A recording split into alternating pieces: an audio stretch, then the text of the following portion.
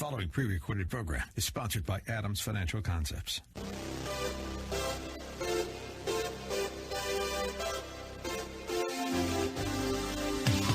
Welcome to About Money, a different approach to investing you won't hear anywhere else. Your host, Mike Adams, is a registered investment advisor and works with investment portfolios exceeding over $100,000 in net worth and has a proven track record of managing long-term investments, surpassing the markets in the long term. The information shared on the following program is for educational purposes only, and any investment advice given may not be suitable for all investors. And now, here's Mike. And it is Saturday, and we are talking about money. Wow, what a week. Week started off pretty well and then sold off big on Thursday. So what's happening? What's going forward? We're going to be talking about that later today. Have a great guest today. Fascinating story you'll want to hear. May have an application for your company if you're listening. But I want to start by asking you to consider this. What if an advisor came to you with the following investment? I want you to put in $100,000, and I want you to take all the risk. But if the investment makes money, the advisor and the firm are going to take 60% or more of the profits. But if it loses money, you get to take 100% of the loss. Plus, you'll have to pay fees of 10% or more. Does that sound like a good investment? Is that one that you would make? But you know what? That's what's happening precisely with a lot of 401ks today. Mutual funds too. It's an example out of the book Money, Master the Game by Tony Robbins. But we're going to be talking about that throughout this time of this program today. So, we have an election coming up in November, and regardless of who wins the election, there are a lot of things going on. Part of that was demonstrated Thursday. But either way it goes, there's going to be significant changes to 401ks. The purpose of this program is to give you insight on investing, on 401ks, on the economy and where things are going. So I want to take this time on this first part of this program to talk about 401ks. Pre-COVID, there were $10 trillion in retirement plans, which included IRAs, 401ks, 403bs, and so on. Very, very big numbers. They asked Willie Sutton, the bank robber, 150 years ago, they asked Willie Sutton, why do you rob banks? And his response was, because that's where the money is. These retirement plans, $10 trillion. That overlays everything. There's over 700,000 plans. And if you look at it, the number one worry for people prior to COVID, and once we come out of COVID, it's probably going to be the same thing.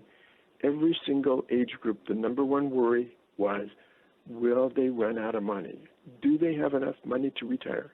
Number one in all the surveys, number one worry. But with all that, as the government has looked at this, as people have looked at this that can have the authority to begin to make changes, they look at it and they find that 45% of employees have no retirement plan at all. And of those that do, 37% are not saving enough. And of those who are saving enough, most of those work for big multinational firms versus small firms. There was work that was done 8 or 10 years ago that showed that most retirees that were retiring with a 401k, having worked for a company for 30 years, were retiring with an investment that would yield less than $500 per month. Considering that Social Security is somewhere between $1,100 and $2,800, most of those employees that had too little were closer to the $1,100 than the $2,800, but even at $2,800, add $500 to that to get to $3,300, the average amount of spending is close to to $3,900 per month. Big shortfall in what's going on with 401ks. And the government's been very aware of it. The Department of Labor has been very aware of it. And there have been a number of things that have been done to try to increase savings, increase what's going on with 401ks. But when you think about it in bigger terms, 40% of Americans pre-COVID could not meet a $400 emergency. Think of it, $400 was beyond the reach of 4 out of every 10 Americans. We live in the wealthiest country in the world, and yet 40% of Americans cannot handle a $400 emergency. The biggest worry of those people, including all ages, is outliving money, as I mentioned. In 1975, 88% of all private sector employees had a pension plan. 88%, 1975. ERISA was passed in 1972 that was making the 401ks available. It was meant to replace the defined benefit plans that had been around. 88% of all private sector employees had a pension plan in 1975. Today, it's down to 33%. It's no wonder that the biggest worry of people today is running out of money. You know, if you look at what's going on, not only that, but you look at the financial needs for boomers and millennials, they're increasing. College education costs, tuition per year is over $20,000, maybe $30,000 a year. Assisted care for elderly is over $50,000 a year. Add to that the 23% of millennials were living at home prior to COVID, and that means there's significant financial strain all the way across. And all of that means with all of that, we're living longer. When my father was talking about retiring, he was in the 1970s, he was age 62. He was planning to retire at age 62. One of the options was a 5-year annuity. 5 years. Because most people who retired didn't live beyond 5 years. Today, the longevity rate, most of the people that are listening to this program have an expected life of to age 95, maybe even longer. We're going to live into our hundreds. And yet, today, most people are far short of what they need for retirement. Think about it. 80% of the people are short of what they need. By the time someone is age 40, they need twice their income in their 401k. By the time they're 50, they need 4 times.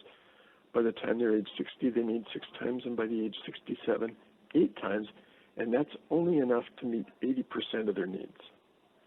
And with what's happening in terms of longevity, in terms of medical cost and transportation cost, a lot of people are not going to survive on 80% of their income.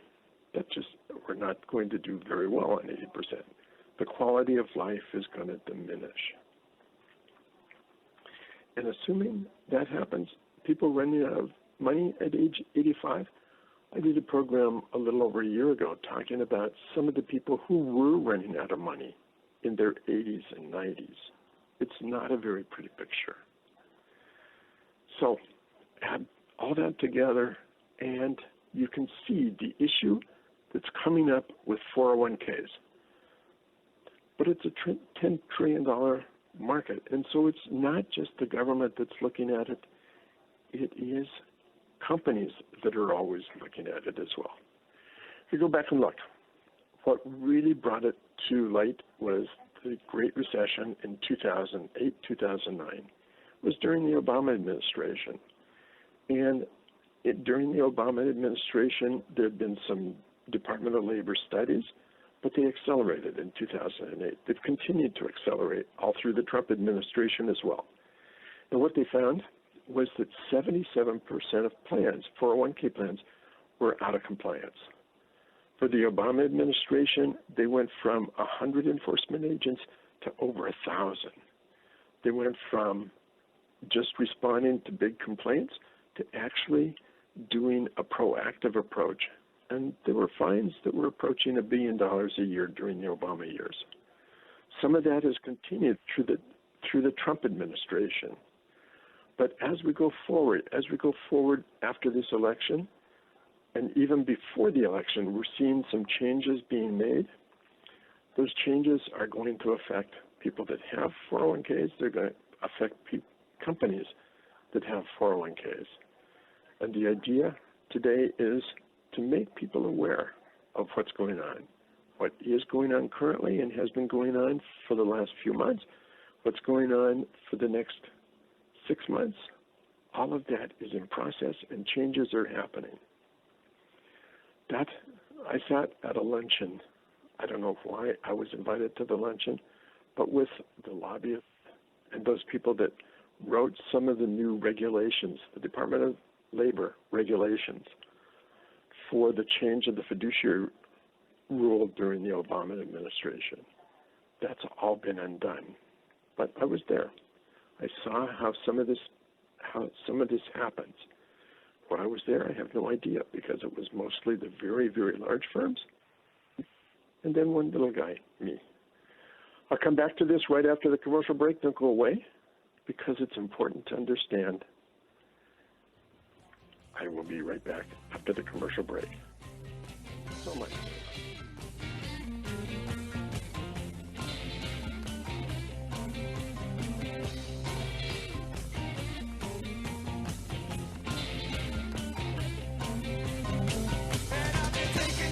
About Money with Mike Adams on AM 1590, The Answer. For more information, click on Adams Financial. About Money with Mike Adams on AM 1590, The Answer. For more information, click on adamsfinancialconcepts.com. So I've been talking about 401ks, what the issues are, why the problems are there, and some of the approach that's been taken. At the end of the Obama administration, the Department of Labor, who oversees retirement accounts, the Department of Labor came up with a fiduciary rule. And the focus was to reduce the cost in 401ks. At the time, people have found, or the Department of Labor studies found, that there were up to 17 different fees in 401ks, and those fees were sucking 50%, up to 50% of the performance out of those 401ks. And those fees, many of them hidden, were going to Wall Street or going to the advisor, not to the participant. And so the focus of the fiduciary rule that came out of the Department of Labor during the Obama administration was to reduce the fees and to reduce the conflicts of interest. That fiduciary rule was challenged in the courts. Leading that was our current Department of Labor secretary. And once the administration changed into the Trump administration and the Department of Labor wanted to do away with the Obama fiduciary rule, and they wanted to introduce their own. And they introduced a rule called the best interest rule. Now, it sounds like best interest should be in the best interest of all clients. In my opinion, as I sat through that luncheon during the Obama administration when the Obama fiduciary rule was set up, I asked the question, why not just make it a simple rule? Everything has to be done in the best interest of the client. To which everyone didn't listen to me. That's okay.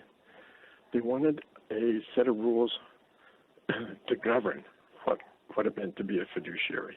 Not that everything had to be in the best interest of the client, but everything had to follow a lot of rules. The best interest rule, the best interest fiduciary standard is the same thing. It's a whole list of rules. You can't charge more for one mutual fund than another mutual fund. The charges have to be same. A lot of the fees have to be disclosed. But as we've gone along in the last month, or actually since June, even that has changed, so that there has been a reduction in the amount of disclosure that's required for the best interest. It sounds like it's, with the name best interest, it sounds like it's in the best interest of the client, but I'm not sure that it really is. So prior to the Obama administration, way back when actually going back to 1972, when 401ks were set up, the program set up three different types of fiduciaries, what were called 316, 321, and 338, all sections of the IRS code. 316 were essentially for the record keepers. You had a fiduciary responsibility to make sure that funds were transferred correctly and credited correctly and investments were done correctly. That was the 316 fiduciary. The 321 fiduciary was an advisor could be a consultant to a 401k plan. And for the most part, 90% of fiduciaries were 321, especially in the big brokerage houses, because there was no liability and there was no responsibility other than it was just simply a consultant. I recommend this. The third was a 338 fiduciary, which was an investment manager advisor. There, in that case, there was liability. There's liability to the firm. There's liability to the advisor. A personal liability passes through everything, passes through any guarantees. It was a personal liability. That's what we are, by the way, at Adams Financial Concepts. That's what I am as a 338. I take full responsibility and full liability.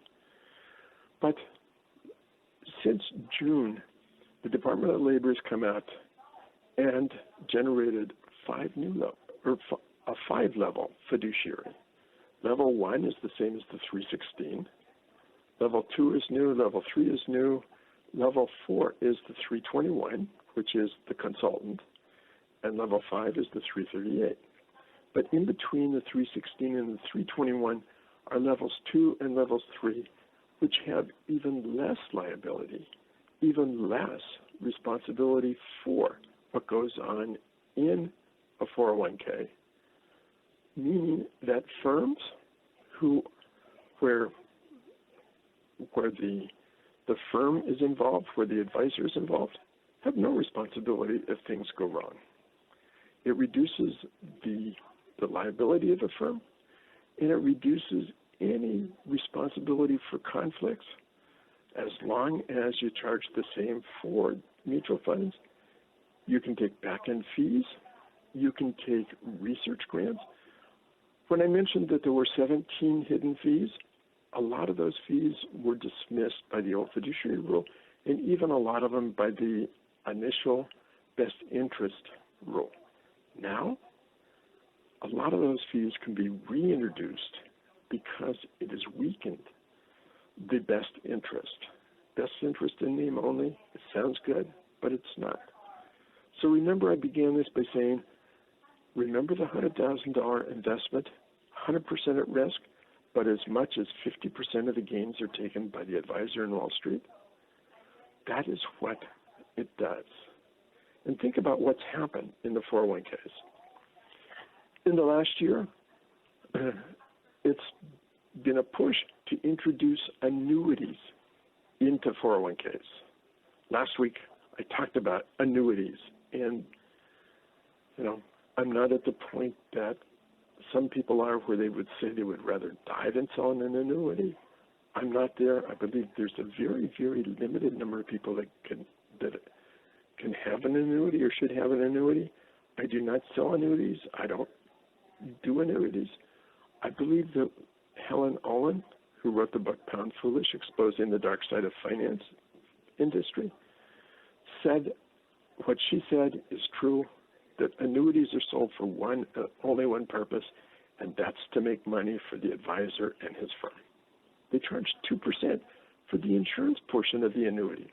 So already, not only are the mutual funds taking fees out, the annuity is taking an additional 2%. So instead of getting 50% on the investment in a 401k, maybe it's 60% that's going to Wall Street or the insurance companies or to the advisor. So that's one thing that's changed. Secondly, most recently this last week, they have added private equity to the 401ks, possibilities for putting in private equity. There was only one input from private equity firms. Only one input. No one did a benefit analysis, and it was just the private equity firms that said that needed to be done, that option needed to be done. There was no input from any other side to challenge that. And with private equity, the problem is there's an absence of standardized reporting. So they have a lot of ability to report whatever they want to report. Whereas the stock market, you can see the prices. They're posted every day. They're posted every minute. With private equity, there is a subjective evaluation. So the question is, why are annuities and private equities? And maybe it's because I'm cynical. And maybe I believe that it's the Willie Sutton principle. Willie Sutton, the bank robber, asked why he robbed banks, said because that's where the money is. The 401k market is a $7 trillion market and growing. The insurance companies, the private equity companies, Wall Street, the big brokerages, and the banks all went in on a $7 trillion market. There's pressure on the banks. There's pressure on the big brokerage firms. We just saw what happened when there went to zero commissions. TD Ameritrade is disappearing into Schwab. E-Trade is disappearing into Morgan Stanley. There's pressure. 60% of financial firms have seen their revenues grow, have seen their profits grow, but their costs are growing faster than their revenues are growing. So there's a squeeze. They're looking for new sources of income. 401ks are a place to do it. And it's done on the backs of Main Street rather than Wall Street. There's an interesting thing coming. The other thing is this recent thing that came out of the Department of Labor to outlaw ESG funds, environmental, social, and governance funds. That's being pushed by the fossil fuel industry, oil, gas, and coal. They don't want green investing in 401ks. And if Biden is elected, they want to change the fiduciary rule, and they want to bring in a different focus on how 401ks are charged. It's all up in the air. You should know what's going on. You should know for your employees. You should know for the companies. There's a lot of things happening.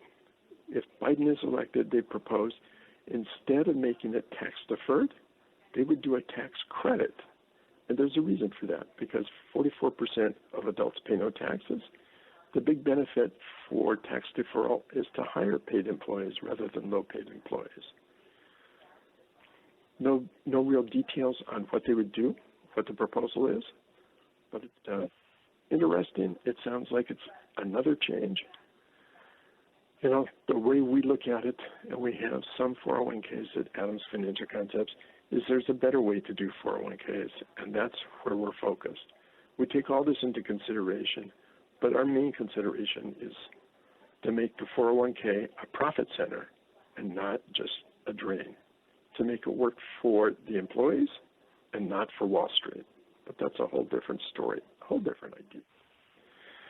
So that wraps it up. You want to stick around. Right after the break, we're going to be talking to my guest. You want to hear what he has to say. It's a fascinating, interesting story. It's at the very front of what's happening. You should know it. Don't go away. You may be able to use what they're doing.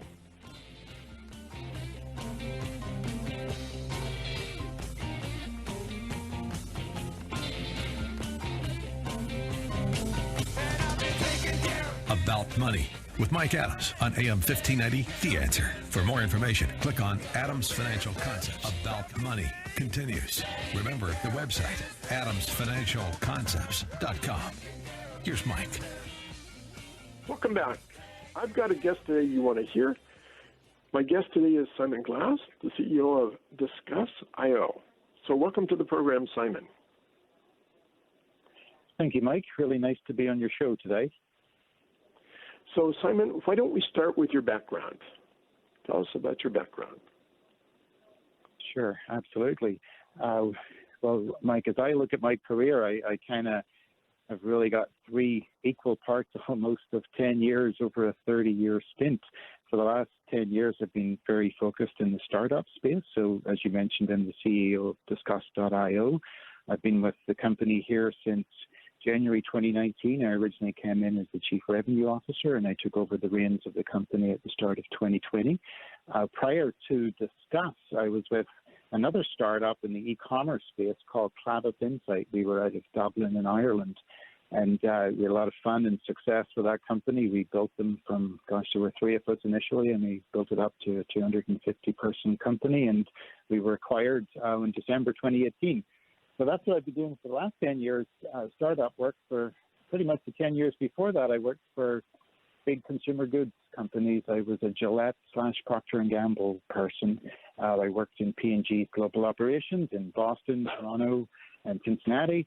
And then the other part of me for approximately 10 years was management consulting. So I was a Pricewaterhouse person initially in London. They actually shipped me over the pond to Boston, where I currently live. I'm originally from Ireland, and yes, live just north of Boston here with my wife Susanna and three young daughters. That's a little bit about me, Mike. Awesome.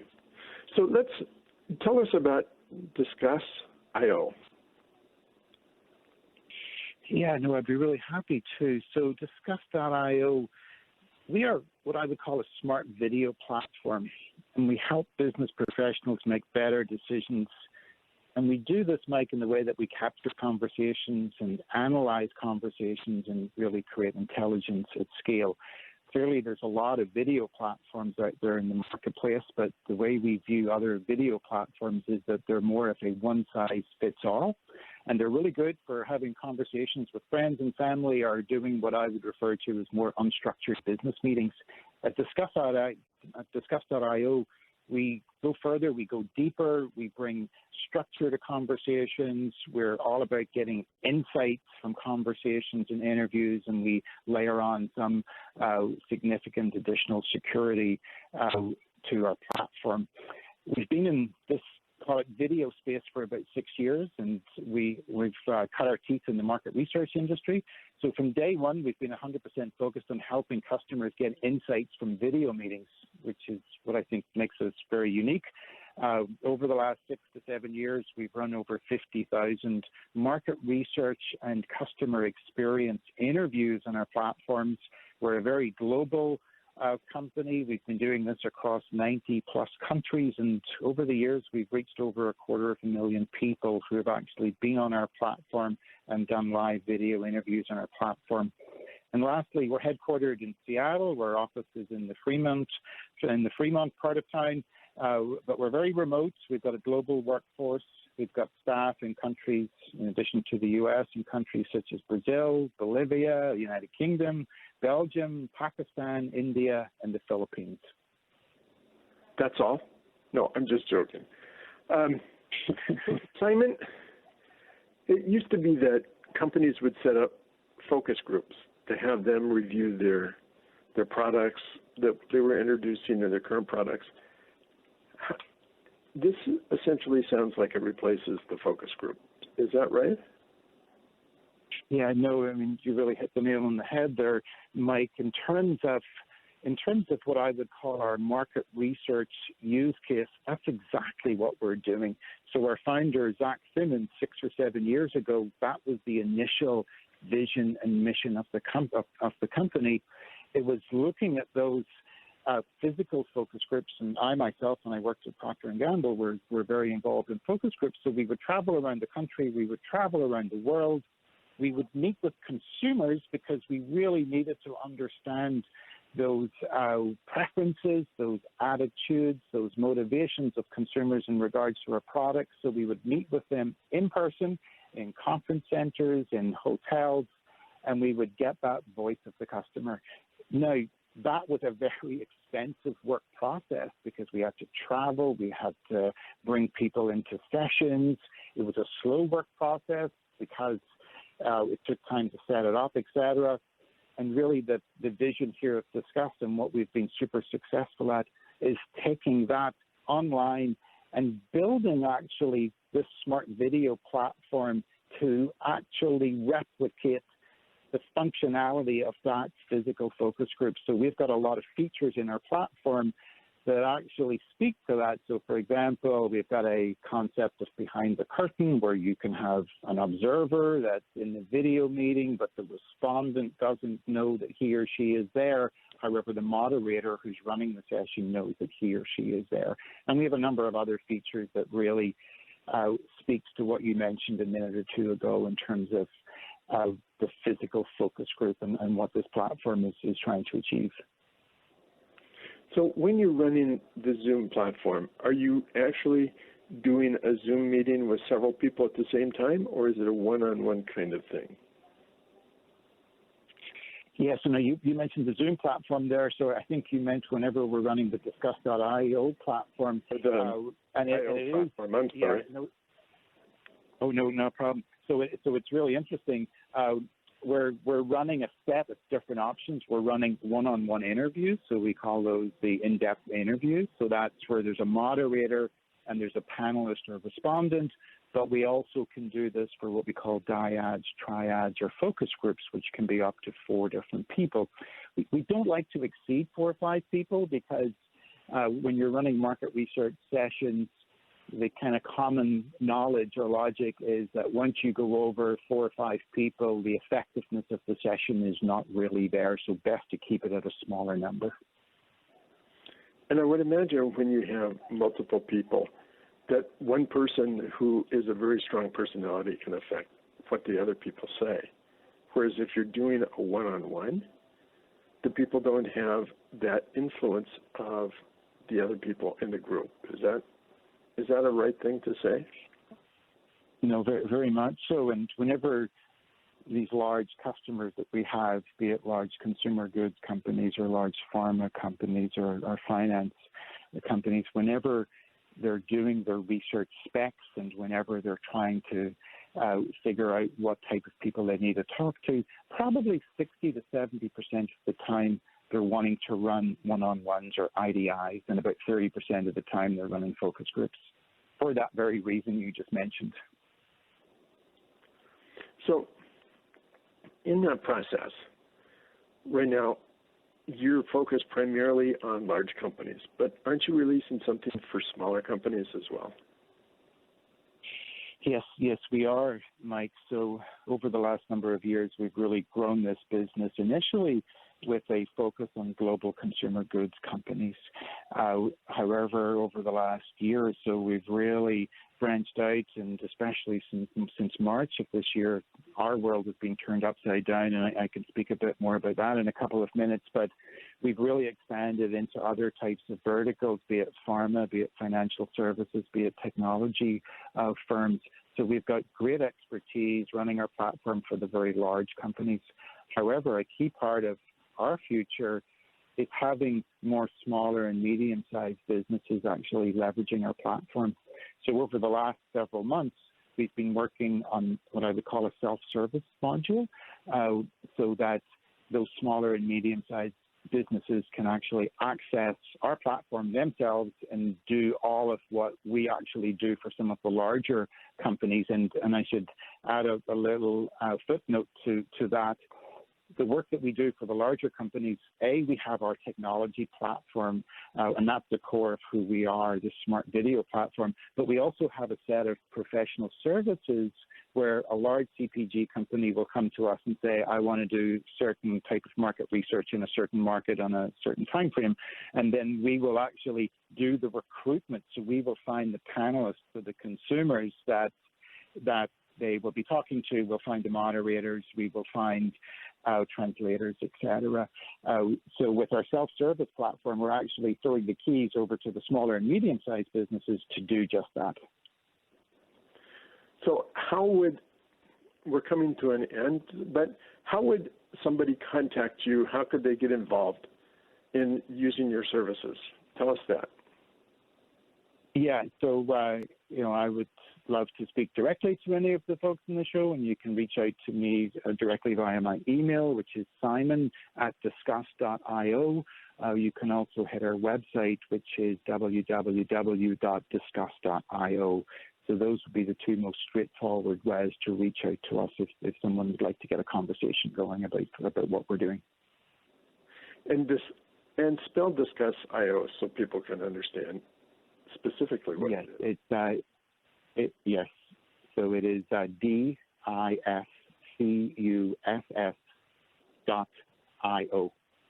Discuss.io.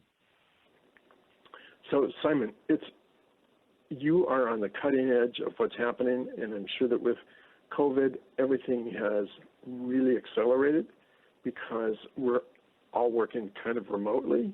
And what you're doing is tapping into what lifestyles are changing, demographics are changing, technology is changing.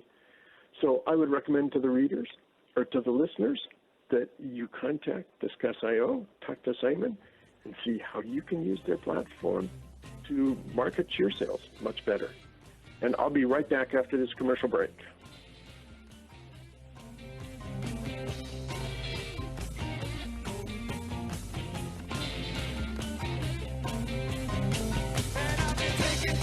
About Money with Mike Adams on AM 1590, The Answer. For more information, click on Adams Financial Concepts. About Money with Mike Adams on AM 1590, The Answer. For more information, click on adamsfinancialconcepts.com.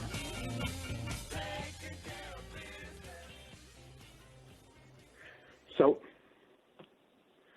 let me ask you a question. Have you ever had a stock call you on the phone? Have you ever had an in-person conversation with a stock, a share of stock? You know, I'm being very facetious, but when I hear the expression, the stock market is telling us this, the stock market is telling us that, it always brings to mind, did the stock market call me? No, the stock market never calls me. But people say the election news is built into the market, this is built into the market. So what does that really mean? How does that really happen? Stocks are inanimate. They don't think, they don't talk, they don't see things. All they are. At one time, they were just a piece of paper representing a part ownership in a company. And now mostly they're just an entry in a ledger. They just are on somebody's ledger in a book, a transfer agent, a custodian. They don't exist. No more than a home mortgage tells you about what mortgage interest rates are going to do. So what is it when people say the market is telling us? It's not the stocks, but it's the buyers and the sellers. What do you buy? Why do you buy a stock if you're an investor? Why do you buy a stock? Why do you invest? Because you think that stock's going to go up, right? That's true for everyone, including the computer algorithms. Or they feel that it's going to go down and you want to sell and buy back later. That's true of investors. It's included and of computer algorithms. So it's important to understand the process and what's going on. Analysts are paid to forecast what's going on. And there's been a whole lot of studies that have been done to show that analysts are not very accurate, that analyst projections change a lot, that they don't get it right very often. They get it right less than 3 or 4% of the time. And it always reminds me about the Yogi Berra quote that forecasting is really tough, especially when it's about the future. You know, but what the analyst does is the analyst and investors try to estimate, analysts especially try to estimate what the revenues and earnings are going to be this year, next year, and the following year. So they begin with a couple years. At the end of 2019, they began to estimate or revise their estimates for 2020, looking at 2021. Right now, they're revising their estimates for 2021 and beginning to generate estimates for 2022. That process began in June of this year, and they begin to make trades based not on how stocks have done for the first 6 months of the year, not based on how they expect stocks to do for the rest of this year, but they're looking at stocks and making their buys and sells recommendations based on what they think is going to happen in 2021. What's going to be the situation? What's going to happen with the COVID-19, the pandemic? What's going to happen with the elections? What's going to happen with Black Lives Matters? What's happening in the rest of the world? What's happening with global trade? What's happening in Europe? What's happening in Asia? Remember, 50% of the revenues for the Standard & Poor's 500 companies are coming from overseas. So you not only have to look at what's happening in the United States, you have to look overseas as well. But the primary focus right now is on what's happening in the United States. We have an election. And since the end of June or so, people are beginning to look at Biden being favored to win the election. And you begin to see the impact of that when you look at blue stocks versus red stocks. It's not just blue states versus red states. It's blue stocks versus red stocks. There's a benefit and a hurt. Probably taxes are going to increase, and that's going to be negative for the market. Probably there's going to be more spending that could be positive for the market. Trade relations are going to be repaired. That's going to be positive for the market. There's going to be a focus of rebuilding infrastructure if Biden's elected. There's going to be more focus on healthcare. There's a greater focus on green energy. There's going to be a weaning off of oil and fossil fuels. And there's going to be a squeeze on the big banks and on Wall Street. Defense contractors are going to get squeezed as well. So the question is, will the pandemic end sooner or later, and when? Is there going to be a vaccine or not a vaccine? What's going to be the impact of the pandemic on all that? Those are the things that are going in. And if you look at the blue stocks versus the red stocks since the end of June, the ones that have been really going are the blue stocks, not the red stocks. But we also know that Trump was a surprise winner. Everyone expected Hillary to win in 2016. And if Trump is reelected, that's going to bring another push into red stocks and a decrease in the blue stocks that I mentioned. It's going to be an increase into the fossil fuels. The banks are going to do better. Wall Street's going to do better. Those are companies which are going to benefit from it. Healthcare, green energy are going to get squeezed down. Defense contractors are going to go increase. So the big question overhanging all, whether it's Trump or whether it's Biden, is what's happening with the pandemic. I don't know why the market crashed on Thursday, but I have an idea that what went into it, in part, is what's happening with the current administration. The current administration, there's a big question about the pandemic. One of the newest advisors to the COVID task force, the coronavirus task force, is Dr. Scott Atlas. He's a radiologist. He's not an infectious disease person, not a virologist. He seems to be recommending herd immunity.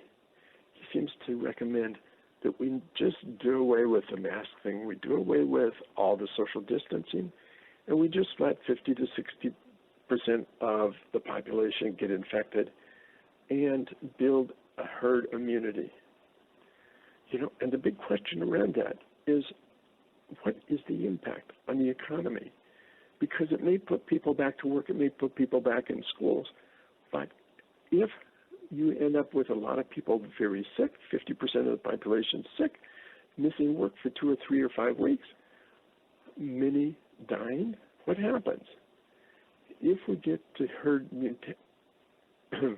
immunity, the issue is, what is the fatality rate? And if that's 1.5 to 2, if that's 1%, it's 1.5 to 2 million deaths. So that's a big question. The second question is the vaccine. And there's talk about pushing the vaccine very quickly. We saw the Qatar example in April of 55, 200,000 children given a faulty polio vaccine. 40,000 ended up with polio instead of being vaccinated against. 200 ended up being paralyzed. So pushing the vaccine very fast is a big issue. each of the phase 3 clinical trials is 30,000 patients, 15 getting a placebo, 15,000 a vaccine. And they want to see statistically after a vaccine how many people are infected with the virus and what the difference is between the placebo and the vaccinated group. The newest word out this week is if there's 50% effective, it'll be approved. 50%. Would you take your chance on a vaccine with 50%? Polio vaccine, if it was 50% effective, instead of 40,000 being infected, 20,000 would have been infected out of 200, and 100 or 200 would have been paralyzed. I believe that's a big concern overweighing the market right now. And with the pandemic in the U.S. being as great as it is, that's going to overshadow all of the market. That's what I think. Maybe I'm wrong, maybe not. Take it for what it's worth. In the meantime, for yourself, stay safe, stay healthy, stay away from the infection. And I will be back next Saturday to talk more about money. If you missed this, you can find it on our website or YouTube. You've been listening to About Money with Mike Adams, a registered investment advisor. If you'd like more information about what you heard today, or about Mike's investment philosophy and strategy, or if you'd like Mike to evaluate your own portfolio, click on adamsfinancialconcepts.com. That's adamsfinancialconcepts.com. The information shared in the preceding program was for educational purposes only, and any investment advice given may not be suitable for all investors. Join us again next Saturday at noon for more About Money with Mike Adams, here on AM 1590. The Answer. The preceding program was sponsored by Adams